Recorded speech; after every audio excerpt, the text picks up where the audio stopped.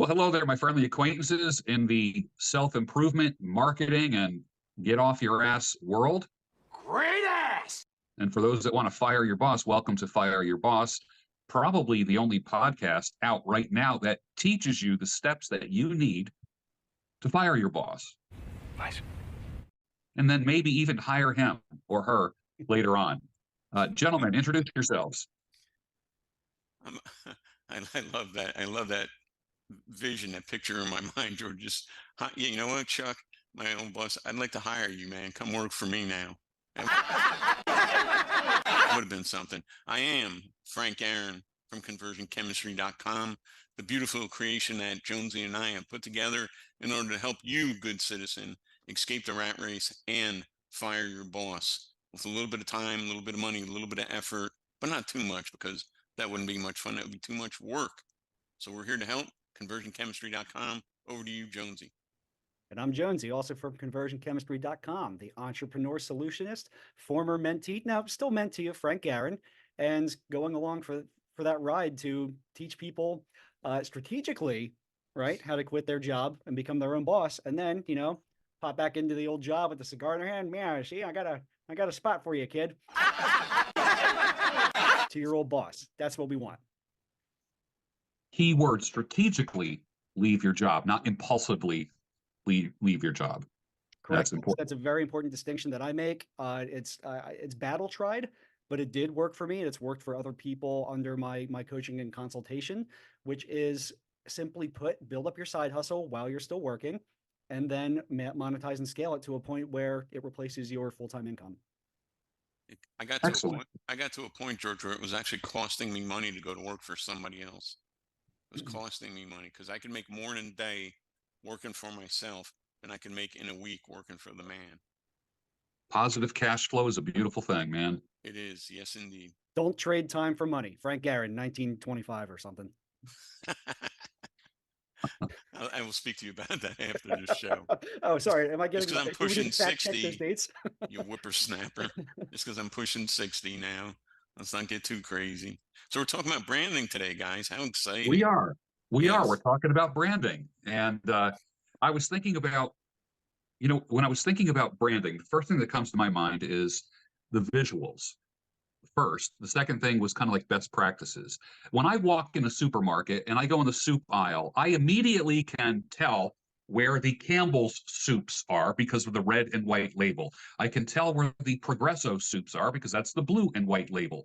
Literally, that's part of their brand, to be able to recognize the actual company by the colors that they use. I know when I hear the backstory of John Paul DeJoria, founder of Paul Mitchell Systems, when they first started out creating shampoos and conditioners, he literally was talking to a container company, and the only thing they could afford was the white plastic bottles with the black lettering. They couldn't even afford two colors of ink.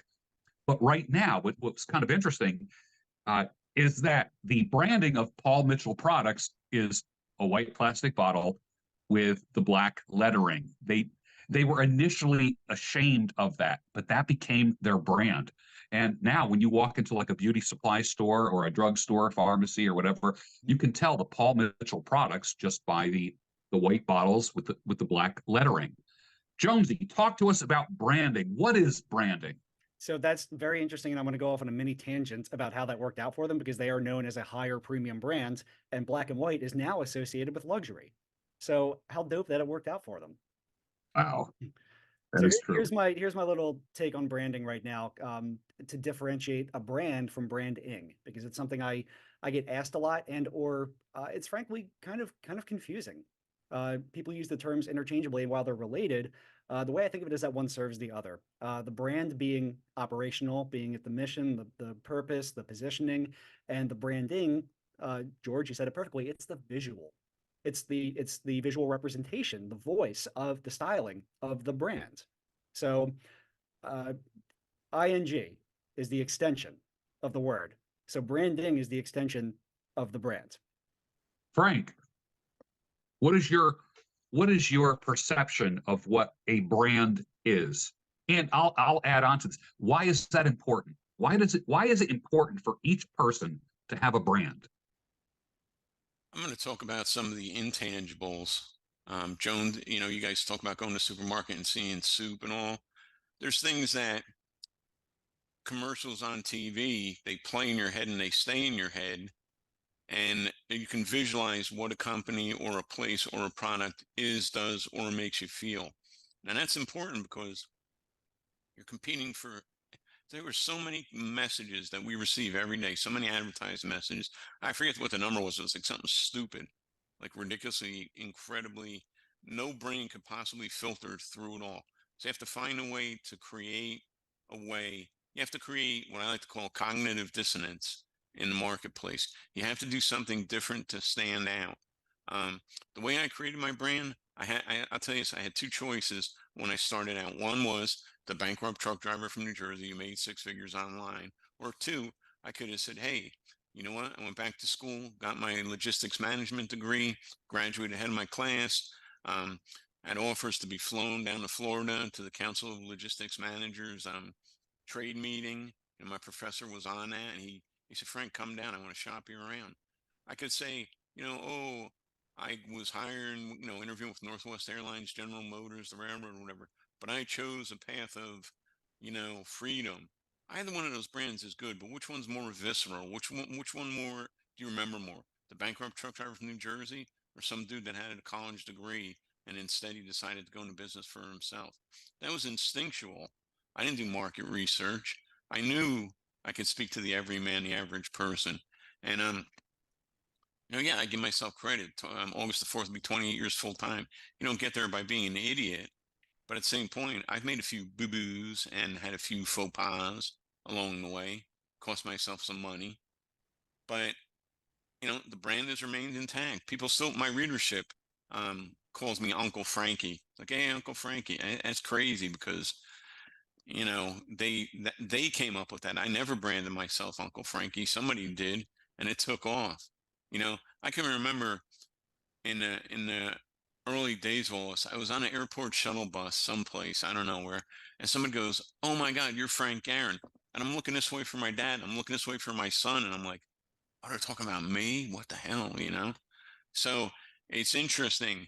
You can pick a brand or it can sort of evolve, but either way, brand is important. A brand is important, and actively branding yourself. Like once that Uncle Frankie stuff stuck, there's no way in hell I'm going to go on about being gifted and talented in school or getting and graduating ahead of my class or whatnot. I already had a brand that worked. So to continue that, we all have developed our personal brands, right? So I honestly, Frank, I didn't even know you as Uncle Frankie, but I first experienced you as America's coast to coast internet coach, America's coast to coast internet coach, trainer. It rolls right off the tongue. Yeah. America. Well, we all have our different names now. America's coast to coast internet trainer. Yes, that was a reference to my truck driving days, the whole coast to coast thing, if you will. And you know what? I hear your story every day, and I just put that together right now. So apparently, you can be an idiot and a successful entrepreneur. Proof positive right here. Yes, Yeah. thank you. Two idiots making money. Right. George, I won't speak about you because I love you and I hold you in a place of reverence. But us two, hey, if I could do it, we can do it. Right. Meaning anybody can do it. And going back to branding, I mean, if you're an entrepreneur, and I'm going to ask you this, Jonesy, do you really need to sink a lot of money into a brand from day one, or should you have something to start with and you run with it and you see what happens later? Or what would you say to somebody that is doing a startup? They need to drop $1,000 on a logo and a focus group and this and that, or what? Now, chances are you already sort of have your brand, but you need to categorize it, you need to distill it, and you need to refine it into action and messaging, right? It goes back to what are you known for already? If you're not already making money off of that, you're definitely known within your circle of friends or family for being good at something, even if it's being the guy or girl who just gets shit done. All right, that ends up becoming the linchpin of the backbone, really, of your branding. Frank, you coined me the entrepreneur solutionist because I'm basically that guy with a strong work ethic, problem solver, a merging tech with creativity problem solver, and you distilled it down for me as the entrepreneur solutionist. So that's like a brand statement. All right. That's one part of it. Other parts of the brands consist of your positioning. Who are you for? What's your product or service for? Which audience, which target audience? So you put it into some simple frameworks. There is a lot of free resources out there that the entrepreneur can use to define that. One of them being at conversionchemistry.com/free. If you haven't already, create your free conversion chemistry account.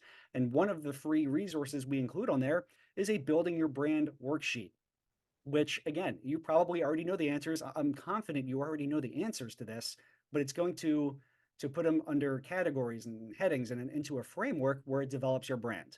And start with that, right? You don't, anybody can whip up a logo or design in Canva, basic as it may be, that can represent that brand. And we'll talk into the branding aspect of it, which is the logo, the color palette, the fonts, and the voice and that stuff. But it doesn't cost anything to develop your brand. Nothing. It's just about leveraging the assets that you have and the traits that you already possess. I like that. It's interesting when I look at I'm just looking at a couple people's brands. I've been a big fan in the past couple of years of this old bodybuilding coach, Vince Gironda, and he defined the chest as a slab, like going from shoulder to shoulder, versus like a lot of modern bodybuilders now, they build up their pecs. And he says your chest is more than just your pecs. It goes into your shoulders. So there's this massive slab of meat that goes from one side to the other rather than looking like you need a bra.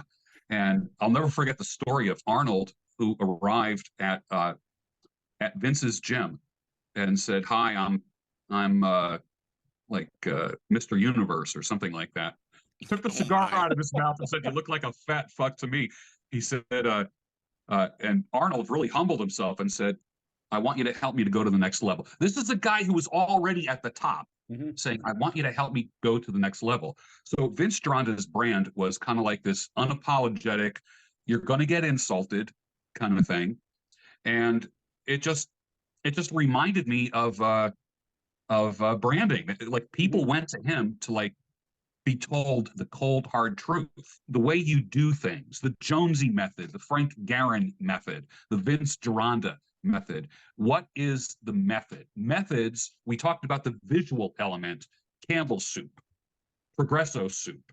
When I look at coffees, red is Folgers, blue is Maxwell House. Okay, those are the visuals. But as far as the methods are concerned, we all have very proprietary methods. I can go to a McDonald's in Conshohocken, and I can go to a McDonald's in San Diego and get the same exact cheeseburger, be talked to the same exact way, I think. But that's part of their branding, is their methods. Jonesy, how important is methodology to branding? Well, it's one of the 3 C's of branding, which is consistency. Clarity, consistency, and constancy. So having a clear message, using it consistently. This is what I'm talking about. I have a tenuous grasp on the English language. And constancy, which is using it all the time, everywhere, everything, everywhere, all at once. And that's to your point. Without even diving into what does the color red signify, what does the color blue signify, Folgers versus Maxwell House. The brand is creating an identity based on that, and thus we associate with it. And then it drives deeper into taglines, into messaging. It all has to resonate with that audience. It has to be relatable to that audience. You talk about the Vince, what the last name? Vince Gironda. Right. So not for everybody. No. But for the people who want to hire him. Yes. Yes, exactly. You go to him for the cold hard truth. It's like that restaurant in the Outer Banks. Like if the waitress just like gives you your check and says, "Thank you, have a good day," you'd be like, "Wait a minute, tell me to get the hell out of here." Right. And that's consistency and constancy right there. And if we want to apply strategy and frameworks to it, that's when we start talking about demographics, psychographics, lifestyles, and all of that comes into play when creating and delivering that insult me message. You're not going to attract Karens with that type of messaging. That is true. Nor do you want to. No, nor do you want to. Yeah. The E word, experience. How is experience part of a brand? Just to continue what I just said is that it's I always put it into a psychographic type of format, which is desires, needs, wants, values, concerns, and the branding, the messaging needs to be consistent with that. Even with values, right? That's something that a lot of the times we hold intrinsic. What do you stand for? What does anybody stand for? And trying to like Nike. I just brought up Nikes because they have a very, very powerful set of values, and they're one of the more known brands, obviously, not only through the branding itself, the swoosh logo, and just do it, their tagline, but it's at Nike, we're committed to creating a better, more sustainable future for our people, planet, and communities through the power of sport. Okay, that doesn't say shit about selling shoes, selling sports equipment, whatever. Exactly. It's values driven, and what that does is it grabs the attention and connects with that psychographic profile of values. I was looking at John Paul DeJoria, who's kind of, I would call him my business mentor. And he was the guy that taught me things like praise publicly and reprimand privately, that type of thing when working, in a factory, kind of a production environment. And he said, because we started this praise publicly, reprimand privately, he said the turnover went down. He said we didn't have any turnover for 30 years. He goes, people would say, how do I get a job at Paul Mitchell Systems? He says, you can't, because nobody leaves. They were treated so well. So, and it wasn't just the white bottles with the black lettering. It wasn't just the quality of the products, the higher end, bougie kind of products that Paul Mitchell is known for, but they even had a brand that their employees experienced. So there was an internal branding going on. Culture. What are your thoughts about that? I'm gonna let Frank talk. I've been long-winded for a while, but I mean that sums up culture within branding and how important that is internally as well. Beautiful. I want to go back to the thought of, yes, you need a brand when you start, but it can evolve. I'm sure that Bob's Grill down in Kill Devil Hills, which is, by the way, that place you're talking about with eat and get the hell out. It's Bob's Grill. I don't remember seeing that down there, but I Googled it, right? So did that guy say, hey, I know what I'm going to do one day is come up with this clever hook? No, it says right on the website, here's how it happened. He would move through the crowd at lunchtime because they were so busy. And he would say, you know what? He'd say, you can get the hell out so the next person can get in. And they got a kick out of it, And did the guy, like I say, did the guy wake up one day and say, I know what I'm going to do? I don't want to speak for the man because I don't know him, but I bet he didn't do that. It evolved. So your brand, take your best guess. And, don't be something generic like Generico, which we laugh about it all the time, right, Jonesy? It's one of our holding companies, Generico, because it's just, and what's the tagline? We do what? And Generico. We make stuff. We just are, and we just do. Yeah, we just make stuff. I mean, don't be like that. Well, it is a brand, and we love it. But that's got fun and purpose behind it. So what I'm saying is, don't be afraid to play with your brand a little bit. You're an entrepreneur. You're starting out. It will come to you. Don't drop 25 grand or whatever on branding when you don't have a product on the market yet. That seems to me a little ass backwards, wouldn't you say, Jonesy? 100%. Yeah. Don't spend any money on defining your brand. Spend $0 on conversion chemistry. Download our worksheet. Then you're good. You got your brand. That's true. On our free resource library at conversionchemistry.com. I forget just how much free stuff we have in there. Never mind the paid stuff, which is, almost too much free stuff, but that's okay. Because, I do like to spread the knowledge around. And, to that end, that's our positioning right there at Conversion Chemistry, is being accessible.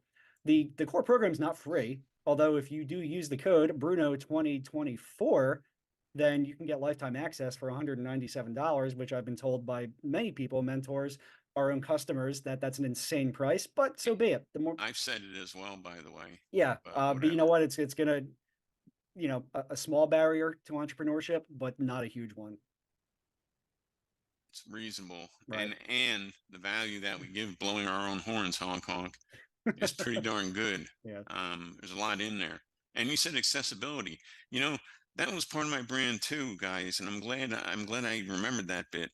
What separated me, you know, that whole bankrupt truck driver making six figures a year thing is great as a man of the people. But what if I was unavailable and you had to make an appointment to get to me and the appointments were 2 months out? That wouldn't be congruent with that brand. So I said, well, what's everybody else doing? And I'm not saying it in a bad way, but back then the internet was this mysterious, marvelous money making machine, and people were enthralled with its automation and autoresponders and funnels and all that good stuff. And I love all that. But you know what I said? I said, let me do the same thing as I did when I was a newspaper carrier when I first took over the route. I said, hi, I'm Frankie Guerin, and if your paper's late, messed up, or in the wrong spot, call my parents, because we didn't have cell phones back then. Here's my number, 732-494-0481, right? Same thing. I did the exact same thing as a 34-year-old opening my own business as I did as a 14-year-old opening my news carrier business. I made myself available, and I told my readership, call me. It's the same number that my wife and kids call me on. You have a problem or a question, call me. And yes, did it get a little crazy? Sometimes, sure, but people understood. And the accessibility and the access to me and the ability to say, hey, Frank, I'm thinking of buying Marlon Sanders, who's a marketing genius, and I love the guy to bits. Marlon Sanders, amazing formula.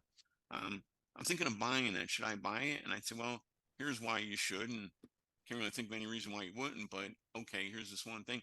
And they'd say, okay, do you have an affiliate link? I want to order through your affiliate link because you took the time to talk to me. So what I talked to them for 10, 15 minutes? Shit, I was talking to people all day for free anyway, driving a truck or being an auto parts, you know, counterman or delivery guy or all the other things that I've done over the years. I just figured out, let me turn that into a brand. Don't email me, call me. Even though we're on the internet, you still want to talk to a human being, don't you? And that brand served me for a long, long, long, long time. And I guess in a way it still does for those in that particular field, internet marketing. They know that I was available. They know that I would talk to them. Even today, I have people. I had one guy, it really was cool, and I wish I saved it. This guy, Chris Avanowski down in Virginia, great guy.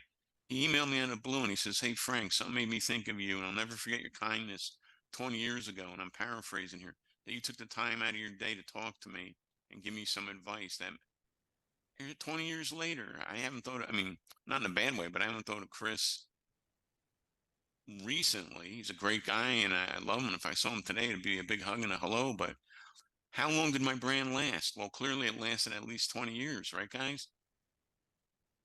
It didn't cost me much except a little bit of insight and listening to what the audience wanted. I didn't come out with a Guerin Enterprises or anything like that. It was Uncle Frankie. Talk to me, man. Tell me what problems you have. To this day, we both can be reached at Conversion Chemistry, and we will talk. Now, I don't want to spend an hour on the phone with somebody that's not serious and just wants to shoot the breeze. I'm not doing that. I don't have the time. But if you're serious and you have a legitimate business question, Jonesy and I will try to deal with you and handle you directly. That's a distinction and something that sets us apart to this day, George. And what Yeah. would it involve? A bit of goodwill and a bit of oxygen to fuel my brain long enough to be able to talk to you. Yeah. Not a lot involved there, really. Yeah. I know a lot of business owners that make sure that they answer the phone themselves. They might have like a 2 or 3 man shop, but they do this thing where you know, when you call, it's like, can I speak with Frank? And oh, well, this is Frank. And they're like, oh, I didn't expect to reach you. I was expecting a secretary or something like that. And I know a lot of businesses where there's kind of like this personal attention kind of thing. It's a branding device, is personal attention, the personalized attention. It's almost the opposite of like exclusivity and snobbishness. And I don't mean any of that in a bad way. You say snobbish, not really a good word, but maybe Uptown or Tony. You know, I'm like, hey, listen, you're trying to make it in the world. I drove a truck. I have no airs or pretensions here. Let's mix it up. What do you need? Talk to me, babe. You know, and Yeah. it worked. It's the same thing. People would say, oh, can I speak to Frank? I'm like, yeah, it's Frank. How are you? What are you doing answering your own phone? Like it was a bad thing, you know? But that brand made Yeah. me money. I remember one guy, I won't name names, but one of my colleagues and peers said, what is it that Frank Aaron does? What is his product? And I said, you know what? I'm the product because I'm the guy that helps interpret. I'm the interface or the buffer or the translator between all these different options on the internet and a person just trying to make a living, who's just trying to make a living. I'm that quote unquote Uncle Frankie in the middle that's going to sort you out. And yeah, I'm a good salesman. I can tell people buy this, buy this, buy this, and they will. But I would tell them, listen, man, you got $200. Don't go buying $1,000 thing on a credit card. Use the 200 you have, and here's my best bet for that 200. That's all I did, George. I didn't. I mean, is a brand a mysterious and wonderful thing? Yes, but it's also it can be exclusiveness. It could be for the everyman. It could be for men, for women, for children, for poodles, for German shepherds, for mastiffs, whatever, or for every dog. You know, I was watching Morgan Spurlock, who I like a lot. He had the greatest movie ever sold, Yeah. which I think would be pretty much a prerequisite for anybody that's interested in branding, because the whole premise of the movie is he didn't use a penny of his money. He got all his corporate sponsors, and looking at that, he had these meetings with them, and you got to see what they thought their brand was, like this pomegranate juice. I'm like, what the hell is that? Right? I Yeah. know what a pomegranate is. I didn't know about that. You know, Pom is this big, classy pomegranate juice that raises the. Well, let me not say that. You know, they make it sound like it's got these properties that are just, what are you doing drinking anything else except pomegranate juice? You know, and it's very interesting. So again, a good study of marketing, branding with some satire and sarcasm is Morgan Spurlock's The Greatest Movie Ever Sold. I learned a few things from that after almost 28 years full time, George. Yeah. Yeah. You know, it's funny. Branding, like when you ask people, what is your brand? And then you kind of get that blank stare. They have no idea. And it's like marketing. That's usually the last thing that people do. They have a great idea for a business, but marketing is usually the last thing. They don't know how much they're going to spend on marketing. They don't know how much time they're going to spend doing it. I like to say spend about 20% on all your marketing, 20% of your time and money on marketing. And which means one day a week. If you're working 5 days a week, one day a week you dedicate to building your business, or 20% of your money, of your revenue to spend on expanding the business. So many people just have the blank stare when you ask them what their brand is. I remember, you remember in the days, in the networking days, when you'd go to like business card exchanges. I can't remember the last time I went to a business card exchange, and there was always someone there that was talking about elevator pitches. You know, you're in an elevator with somebody for 30 or 60 seconds, and you know, they say, hey, so what do you do? And you got 30 seconds to tell them, what do you do? And I think both you guys are really good at that. That's part of your brand is, you know, in the beginning of the podcast, I say, so Jonesy, tell us about yourself, you know, and you've got a thing that you do. It just rolls out of your mouth. And, you know, Frank, same thing. You got something that just rolls off your tongue, and that's part of your brand. And that is how people will know you. I wouldn't be surprised if at the upcoming Impact Conference, someone comes up to Frank and says, hey, it's the bankrupt truck driver from New Jersey, or says the Jonesy, I'm the, what is the, this is only the second time I heard you say this. The what? The entrepreneur solutionist. The entrepreneur solutionist. I mean, rolls right off the tongue. But here, the thing is this, people have to hear a message so many times before I forget what it is. Like, there used to be a study. Remember that study that was done years ago of how many times people need to hear a jingle before they actually recognize the brand? Remember Traditionally, that? it was 7, and now the when rule of applied to 7. digital media, it's like upwards of the high 20s in Yeah. digital media. Yeah. Yeah. Which only reinforces how important a strong, clear, consistent, and constant brand messaging is. I remember when there was 2 or 3 water brands. Now, when you look at the cooler case in Wawa, you open that cool, and there's at least 20 to 30 brands of water, freaking water. Like, like before, it was like, I need a bottle of water, and you go to the register with your water. Now it's like, which water do I want? Do I want the one with electrolytes? Do I want the one from that special spring in Arkansas? Do I want the one that has this? Or, it's like the differentiators. How do you differentiate water? I remember seeing I don't know if it was a joke, but I remember seeing a T-shirt that talked about a certain cigar company, and they said, our cigars are rolled on the thighs of Nicaraguan virgins or something like that. Does anyone remember that? That was going around for a while, like, because that was a thing. Like you would take the tobacco leaves and roll it on your thighs. Like, it's like, our cigars are rolled on the thighs of Nicaraguan virgins. What a come on, what a hook. I know. But what I used to write copy for a cigar catalog many, many years ago, and they had about 300 different brands. And I don't care what anyone says; they're all the same. I know there's going to be like a hit put on my life any day now because of this, because I'm blowing their cover. But the reality is, a cigar is a cigar, and you don't need a pretty cigar. Like the seconds, cigar seconds are basically premium cigars that have like a little glitch in them, and the whole cigar market is that's a whole rabbit hole in and of itself. But I used to have to make 300 cigars, each one sound completely different and unique. And the reality is, they're all the same. I don't care what anyone says. I don't care what anyone says. The whole concept of a Cuban, oh, you have a Cuban? Like, remember the first time, like, if you guys are ever into cigars, the first time you had a Cuban cigar, and you're like, it's not really any different than any other cigar, but the whole concept of a taboo cigar from an island that we no longer have commerce with, and at customs they search your suitcase for Cuban cigars, and that kind of thing. The reality was that the taboo factor made them more desirable. You can't get that. You can't get a Cuban cigar because there's some kind of embargo. Embargo thing against them. The whole scarcity thing. Scarcity is part of a brand as well. Absolutely. A guy shows up at a party with a bunch of cigars and says, "Hey, I got a whole bundle of Cubans here." Everyone's like, "Ooh, give me one." It's no different than any other. I don't care what anyone says. I know there's going to be aficionados that are going off on this, but the reality is that Cuban cigar manufacturers have really capitalized on the whole scarcity thing. Jonesy, how is scarcity part of branding?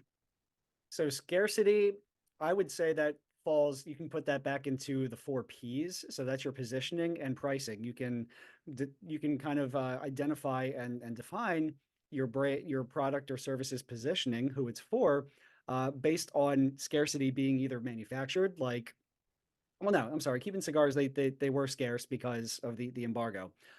Scarce in the United States, plentiful in Cuba, right? Everywhere else, yeah. So every other country. That can set your price and make it something that's more exclusive, something that's harder to get, premium, luxury, and that's exactly that's positioning. That's just the positioning aspect of branding right there. I remember when say if you're expensive for some people or inexpensive for a lot of people. Yeah. I remember Sesame Street, and Sesame Street came out when I was 8 years old, and I'll never forget, the different little skits that they had. I'll never forget the guy in a trench coat walking up to another guy in the street, opening it up, looking around, and said, "Hey, you want to buy a 6?" Like the number 6. And it was like, because remember, every show was sponsored by the number 6, sponsored by, like a different number that day. But it was like 6 was scarce. Hey, you want to buy a 6? And that cracked me up. They kind of capitalized on that scarcity thing. Like, you can't get a 6 anywhere else. Right. The number 6.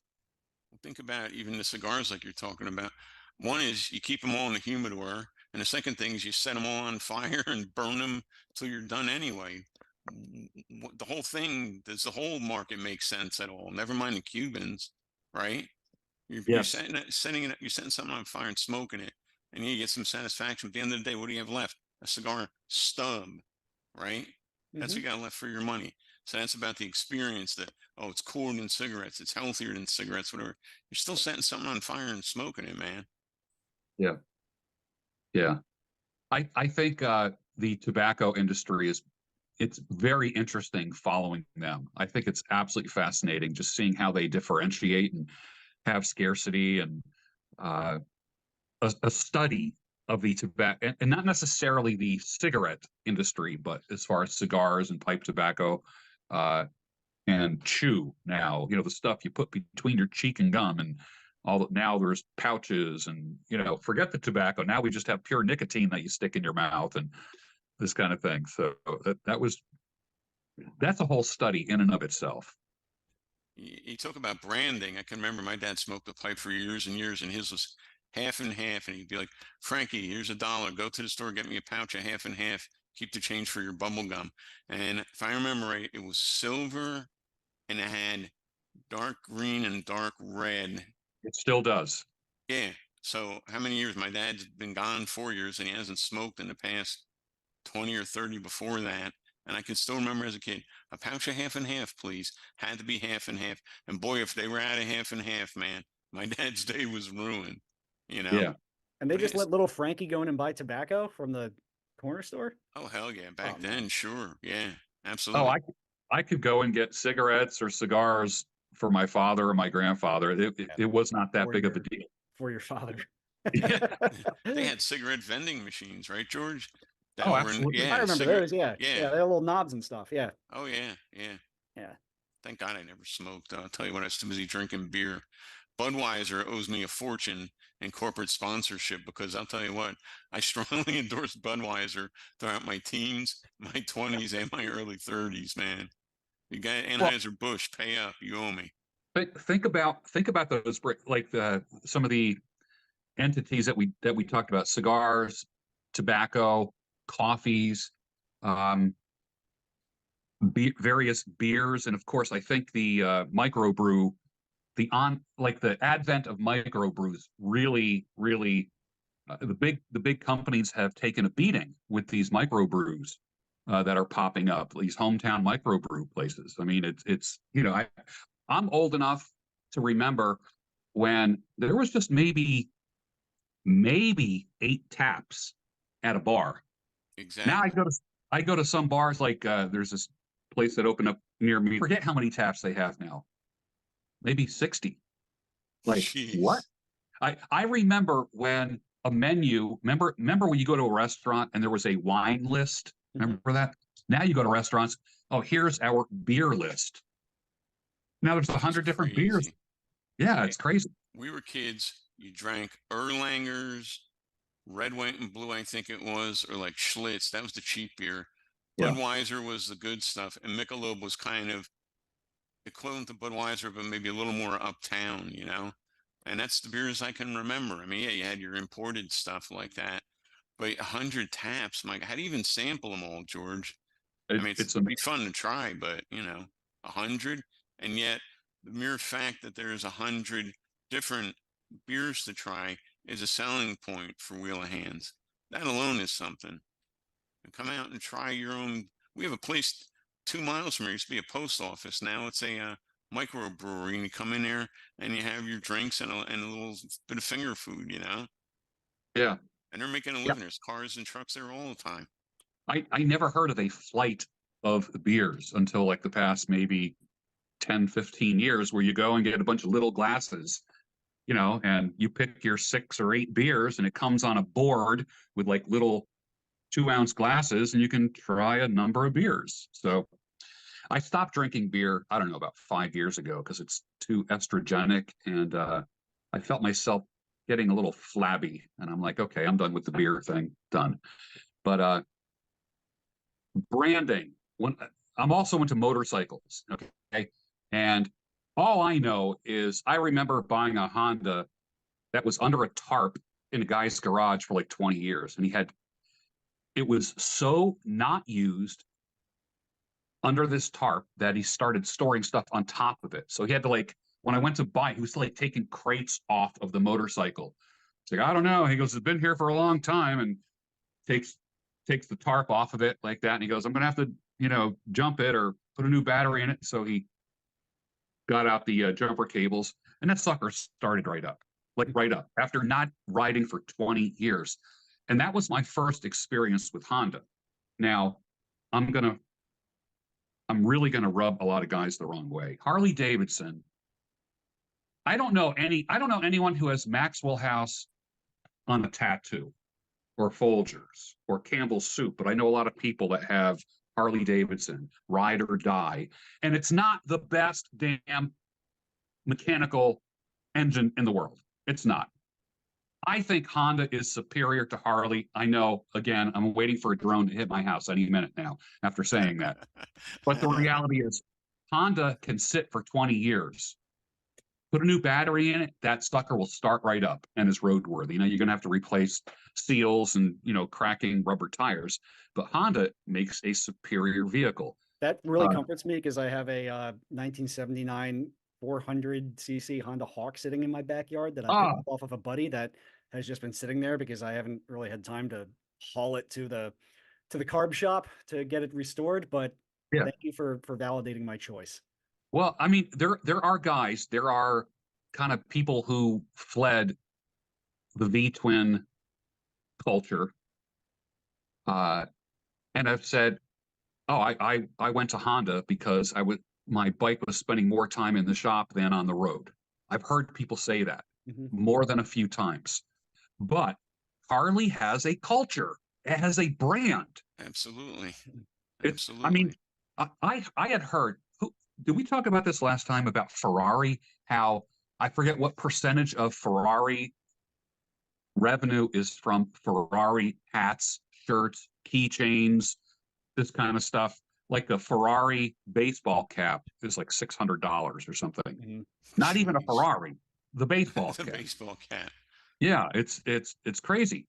So when I look at like Harley, you go into a Harley dealership, half the dealership is the apparel and the tchotchkes, the keychains, and the mugs, and the, because you get the same Harley shirt with just a different dealership on the back, is all it is. Yeah, and it's. But they've done a great job of building that brand. Well, now let's look at something else in vehicles, minivans. Because I remember my wife, Catherine, she says, "I'll never be caught dead having a minivan." As soon as we had our baby girl Nora, it's like, "Oh shit, we need a minivan." Well, she picked Toyota, and she's on her second one now. You get 250,000 miles at them before they need anything, right? Yeah. And they just run and run and run. Is it the most beautiful thing in the world? They're okay, but inside it's got everything you need, and the thing, turn the key and go. Let's go to Alaska tomorrow. Somebody built a bridge to, they run and they do what they're supposed to. It's like me with, listen, I'm a Dodge boy. I've had my 84 Dodge, was it 82, got 150,000 out of it. The only reason I got rid of it because it started rusting. My 2004 is 20 years old. It's got 253,000 miles on it. It just keeps running. I haven't had a truck payment since 2009. And now it needs a catalytic converter after 250,000, but okay, no problem. It only needs one if you get caught. Well, that's another thing that we won't talk about. But the point being is I put 2 sets of tires on it, maybe 3, and I change my own oil. And every 80 to 100, they change. My mechanic changes the plugs and the fuel filter and the air filter and all. I turn the key, this thing goes and goes and goes. So what am I going to do next time? I know I'm not going to experiment with Fords because I've had 2 Ford cars, 2 Ford trucks. Either one of them was a bigger piece of than the next one was. But other people swear F-150 or die, man. Okay. Well, I'll tell you what, I'd buy a Chevy over a Ford, and I'd buy a Dodge over either one of them, because a brand is also designed to earn the consumer's loyalty. We're loyal to Toyota and Dodge in this house. The next house, somebody would say, I had a Dodge, the door and the handle fell off. I don't know. Not my experience, man. I got my money's worth out of 2 of them. The Fords, I traded my one Ford pickup truck. About 1990 or 92, I spent 6 weeks or 8 weeks waiting for them to build that damn thing in Louisville. I go to pick it up. It's got a big dimple inside the rocker panel, which is the part right below the door. Mhm. Like somebody took a rivet or something and pushed it out. And how did that pass QC in Louisville? Thank you. I hit the brakes coming off the dealership. Clouds of coming out of the dealership. Clouds of smoke pour off the brakes. I had to go back to the dealership. They said, "Oh, must be oil on the pans." How the hell do you get oil on brake pans? That's the opposite of what you want. What Yeah, yeah. I want to What stop. you're talking about is inconsistency within the brand, really, Yeah, because you have different product lines within these brands. We'll use Ford and Dodge as perfect examples right here. Is, Dodge makes, my favorite car, the Challenger, even like a Charger Hellcat, which I don't have, but it's a marvel of modern engineering. They also made the Dodge Journey, which is the biggest farce and piece of garbage SUV that ever probably roamed this planet. Um, Mm. so the brand reputation is not strong. Dodge does not have a strong overall sentiment because of that inconsistency. Same thing with Ford. I have a Mustang as well, and I'm hearing Frank's experience with Ford. I've had nothing but good experience with Ford, but he has not. I'd never buy a Ford again. Oh, if they want to give me one to drive on the show, I will harm myself. Absolutely. Not a problem.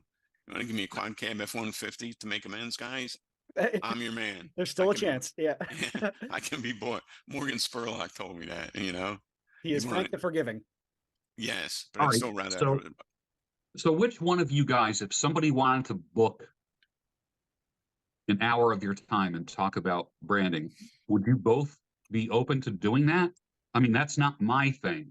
I'm just thinking about someone who's scratching their head going, holy crap, I need to do some branding, or they're at their wits' end. Would either one of you guys be proficient to help somebody with their branding?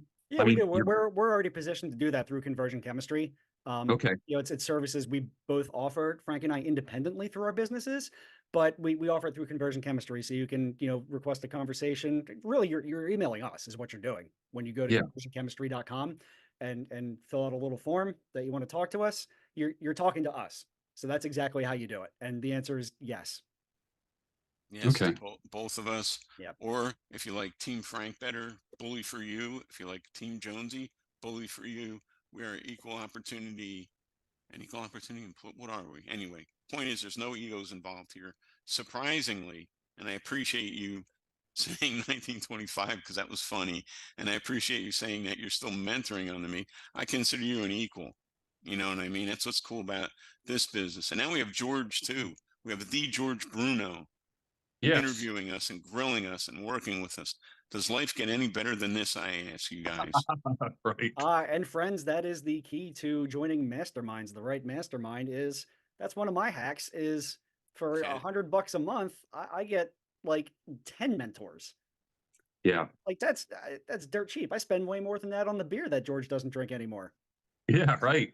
Hey, so let me ask you this: when it comes to the last mastermind that we all attended, um, what were the highlights for you guys personally of this past Tuesday's mastermind group? Was there something that kind of sticks with you about the meeting? I know I'm putting you on the spot.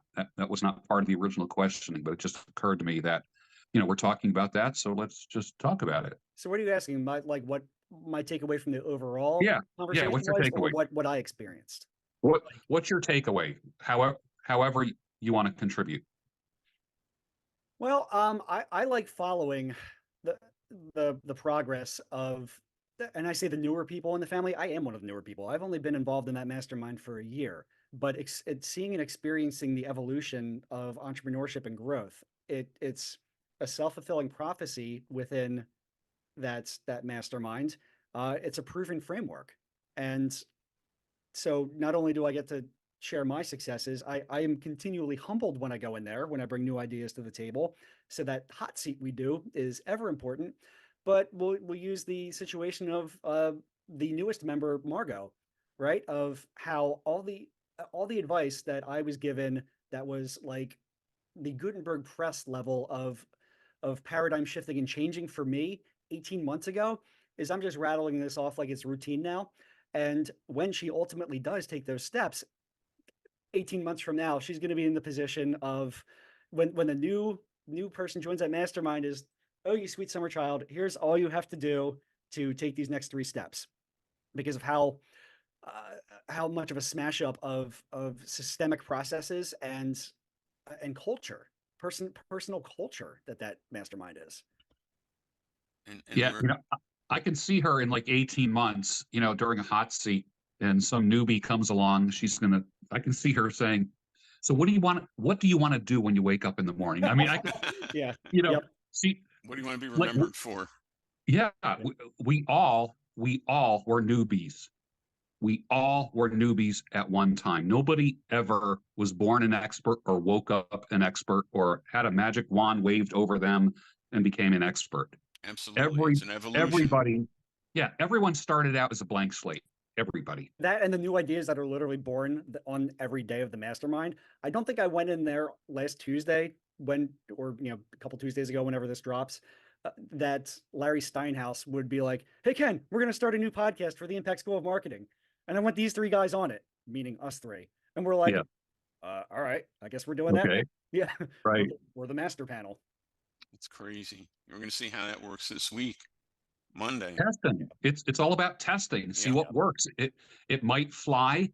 It might not. I remember Gary Vaynerchuk. No, it wasn't Gary Vayner. It was Seth Godin came out with a book called The Dip several years ago, and he talked about, we have this winners never quit and quitters never win, this Vince Lombardi thing.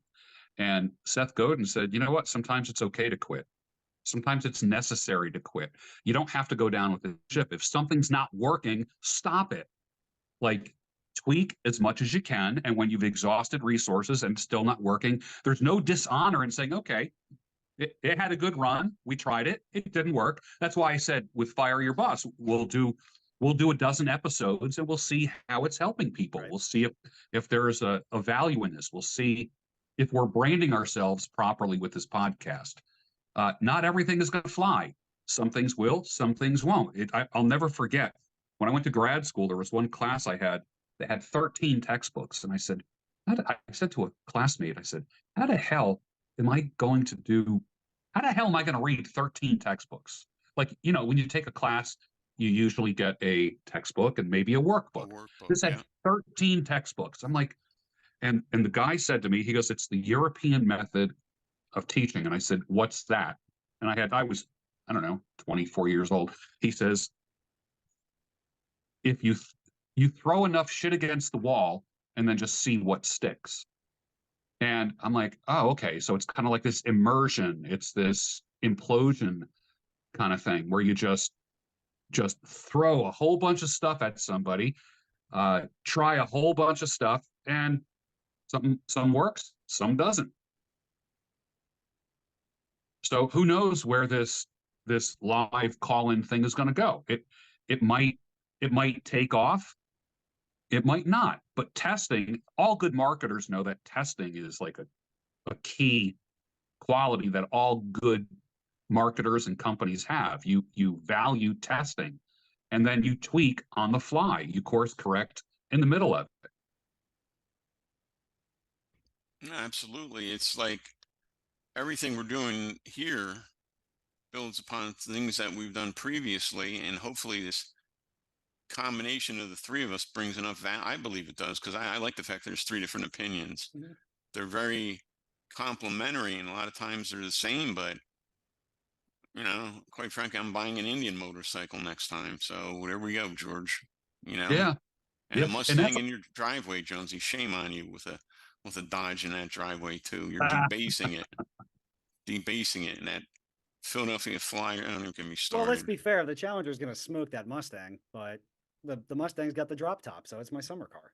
That's fair enough. I suppose I can almost make an exception for you, but I can't quite do it. But then what about my 2001 GMC Sonoma that I hand painted with blue rhino coat so I can use it as my landlord vehicle? Yeah, we all just agree that that's my most badass car. It really is, because it's hand painted. That's something you remember that car when you see it. That's for sure, and when you're driving it. Yes, sir. I had a motor scooter once that I rattle canned, and people went crazy over it. They're like, wow, that paint job is amazing. And then I used like foam sanding blocks to kind of like scuff it up in some areas.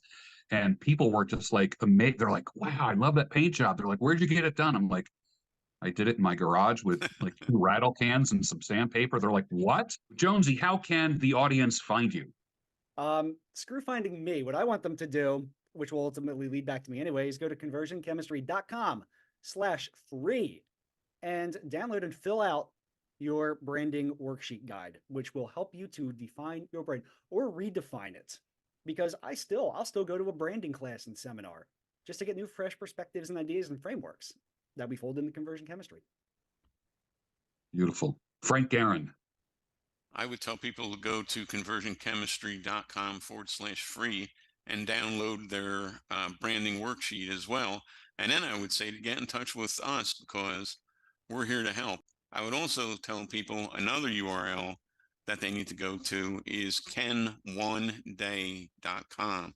That's KENONEDAY.com, because that is our sensei, guru, and master of ceremonies, Ken MacArthur, the man, the myth, the legend himself. That's the one day mastermind that we keep telling you guys about. And I won't miss one now. I was hit and miss for a while, and I'm kind of doing it because I love Ken and all. But once I sat through 2 or 3 of them, I was like, damn, I'm getting some real value here. And I learned something every time. And the excitement of a mastermind and checking in with your fellow entrepreneurs and speaking the same language and seeing people grow up and graduate sort of, like Bill and throw me my name here. Yeah, Michael Smith, the yes. guys. Yeah. Seeing those 2 crazy kids kind of graduate, move on, and then people like Margot come in new again. It's fun. You learn something new, and I'm rooting for Margot because I'm almost half Polish myself, and I understand that Eastern European kind of mindset and stuff like that, stoic and just work and work and work and don't change things. And I'm in her corner rooting for her because she seems like a nice person, and anybody taking a chance like that, I want to see do well, and I'll do my best to make sure she does well. In the end, it's up to her, but she's got a heck of a pit crew waiting for her every month. Every month she checks in, she's got people, 7, 8, 10, 12 other people there cheering her on. I think that's pretty darn awesome. And I will toot the horn of the Impact Conference coming up on April 19th, 20th, and 21st. If you go to createimpactnow.com, take a look at the speakers. It's 3 days that are going to blow your mind. Bring a notebook, several pens, and be ready to learn, be ready to shake hands with people, be ready to be in a room with people who think differently than you, who can help you. And also, it's priced in such a way where most people can afford it. But if you can't, you can reach out to any one of us, Jonesy, Frank, or me, and we can give you access that can help you out. So yeah, I'm excited. That's 3 weeks from today, guys. Yeah, it's coming up fast, isn't it? Yeah. So I know I have followers all over the country. I would even say it's worth flying into Philly and going to this conference. I don't care if you stay at the hotel or sleep in your car. It's worth coming to the conference, or if you live within an hour or 2, as far as Baltimore, Harrisburg, New York. It's worth driving in on a daily basis. I think it's worth if you're a business owner, a small business owner, or someone who's thinking of starting a business and you want to fire your boss. Yes. What a great way to jumpstart your next career. Your last career, the one that takes you from here forward for the rest of your life. It all starts here at these different websites that we've given you, and they all lead you to the same place. Good people who care about you and want to help you. Can't go wrong with any of them. That is correct. All right, gentlemen, thank you for your time. Appreciate it. Hope the audience learned something, and we'll see you again on the next Fire Your Boss.